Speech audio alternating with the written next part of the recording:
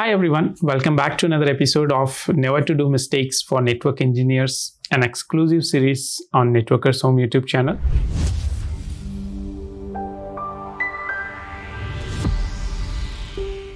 In the last two videos, we have come across different mistakes that the network engineers make. And today I'm here with another episode with another biggest mistake that the network engineers can make while configuring their devices. So let's get started. Here on my screen, you can see that the agenda for this particular video is Never to Do Mistakes for Network Engineers. And today we will see about local access misconfigurations on the routers and switches.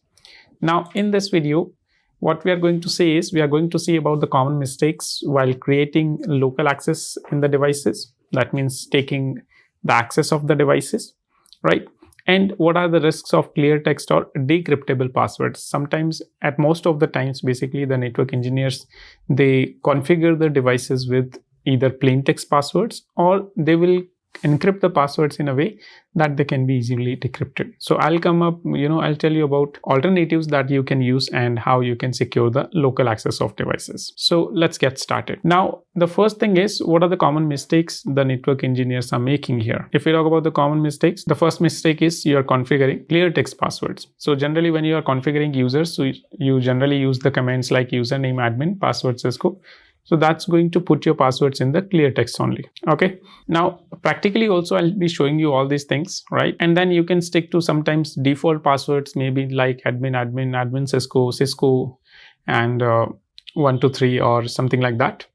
So you may be going with the default passwords, that is, or easily guessable passwords. Again, that's not a good idea. Okay. Or you forget to enable encryption for your passwords. So let's, see it in the lab only. Here I have a router.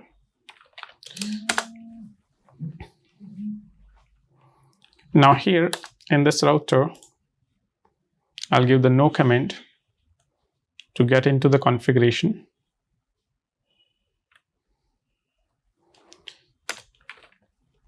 Now right now when I'm taking access to this device, so I'm not being prompted for any sort of password.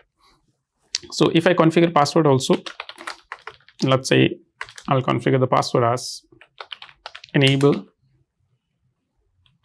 that's a enable password, and maybe if I'll say Cisco, right?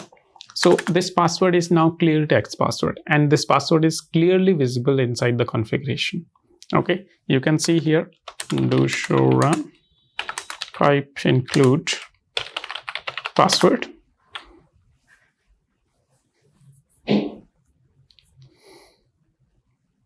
So you can see here that there is no service password encryption enabled, and enable password is Cisco. So that's clearly visible in your running configuration. And if your password is visible in the running configuration, and at times it may be possible that you're just going through the configuration and somebody is just you can say eavesdropping or maybe shoulder surfing, right? They may be listening to the password when you're telling it to somebody, or if you're not telling and just checking the running configuration, might be possible they are just looking it over your back, right? So that's totally possible. So it is not a good idea to keep your passwords in clear text. Now what can be done for this? And even the same thing you do while you're creating users, right? You say username and let's say for example admin and password Cisco. Now again, if I run the same command, so you will see that both the passwords are visible in clear text. Okay, even for the user, even for the enable access. That means privilege mode access. So both the passwords are visible in clear text. And here the password type that you see is password type is 0. So password type 0 is what? Password type 0 means that this is a clear text password. Same way if you are using password type 7. So that's an encrypted password, but very weak encryption is there. It can be easily decrypted. If you're using type 5 password, so that is a hash password. Okay, that's a hash password. So again, that is using some sort of MD5 hashing. And if you're using type 8 or 9, so that is even more secure password, again encrypted and secure using the SHA algorithm. Okay, so that's using a SHA hashing algorithm, which makes it even more secure, right? So those are the different type of password encryptions. Now here we can see that the enable password and even the user passwords are both the things visible. Now how do we secure this? The first thing that we can do is what? We can just go and use a command service password encryption. Now what this command is going to do, this command is going to encrypt all your clear text passwords into type 7 encryption. Okay, so now if I check, do show run and including password, now we can see that earlier I was able to see Cisco and Cisco as my password, but this time I have some gibberish text or ciphertext we generally call it, because it's an encrypted. Okay, it's encrypted. So here this type of password, or this is a type 7 encryption, and since it is type 7 encryption, it is a weak encryption, so anybody can easily decrypt it. Okay, I can go on the internet and here I can say that decrypt Cisco type 7 password online, and there are so many websites available. So one of the websites I'll use here, and here I'll just give the password. Okay, I'll copy the password from here, and then I'm going to provide it here. I'll say submit, and you will see the password is Cisco. It has been easily decrypted. Same way I can use another password for the user, and if I check it here, again it says password is Cisco, password successfully decoded. Correct. So this type 7 password or the type 7 encryption, this is a very weak encryption. Okay, and can be easily decrypted, and even this is something that is not suggested. It is secure compared to your clear text password, but still it is not suggested, as it can be easily decrypted, because again, if somebody sees it or clicks a picture of it and later on they can easily decrypt it. So again, this one is not suggested. Then what's the best way to go for it? So if you want to go for secure password, secure local access, in that case what you can do is, rather than enable password, you can enable secret. You can use enable secret. Okay, so that will put the password into the hash form, right? Type 8, type 9 that we were talking about. So that is the hash form, right? So like if I say enable secret, and again same password I'll use, Cisco, it says the enable secret you have chosen is same as your enable password. So both the things cannot be same. At a time you'll be using only one. So if I say maybe enable password Cisco 123, and now if I check,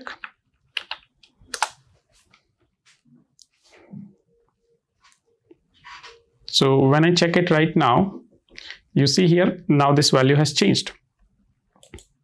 Okay, I have used password, I have to check for secret.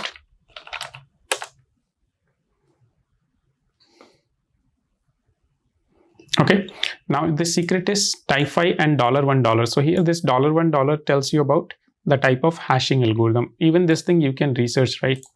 You can say $1 hash type. Okay, so $1 is a MD5 hash. Okay, so this has converted into MD5 hash, and even that thing you can confirm from here also. This is type 5. Type 5 means MD5 hashing. Okay, so this is a MD5 hash value, and if you try to give this hash value for decryption in your tool or the website that you were using earlier, so this doesn't work. Okay, it's not going to decrypt. Invalid input, it says. Okay, so again, that's not possible. So that means here it is far more secure compared to what we use as a clear text and the encryption part. Another thing, same thing we can do for the user. Generally for when we are configuring users, so we are configuring passwords, right? And the passwords are in clear text only. How you can secure that?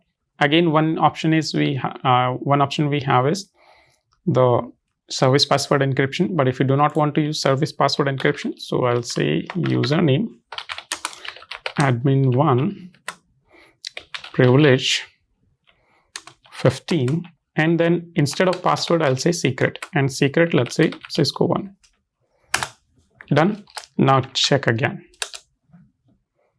So this time even the user will have a secure password. Okay, so even the user has what? Secure passwords this time.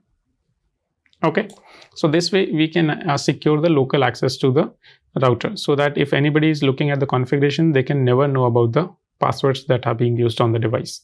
Okay, now so why this is dangerous using clear text passwords and easily decryptable passwords. So passwords are visible in your running config and anyone can access them and read them. So anybody who has access to the device can easily read them. And your service password encryption, type 7 encryption, that can be easily decrypted with different tools if stored as a weak type 7 password. So there is a real world risk that even your internal staff or attackers can escalate the access, right? So we don't want, and that's where we use the alternatives. Now, if we talk about how to secure it, or what are the alternatives that we can use instead of using clear text passwords and the type 7 encryption. So if we talk about the alternatives, the best practices or alternative that we can use. So always use secret password instead of your normal password. Okay, use secret, not password. And use type 9 hashing, which is SHA-256 secrets wherever supported. Okay, in our device it was supporting MD5, we gave MD5.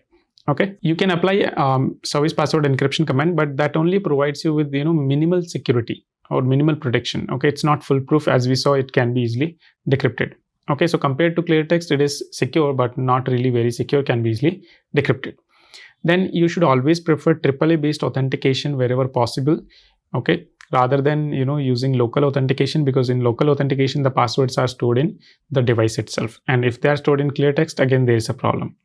You can use local device authentication in case your radius is not reachable or if you do not have an option. Otherwise, you should always prefer AAA authentication. And for taking the access to the device, always prefer SSH over Telnet, whether it is LAN or WAN.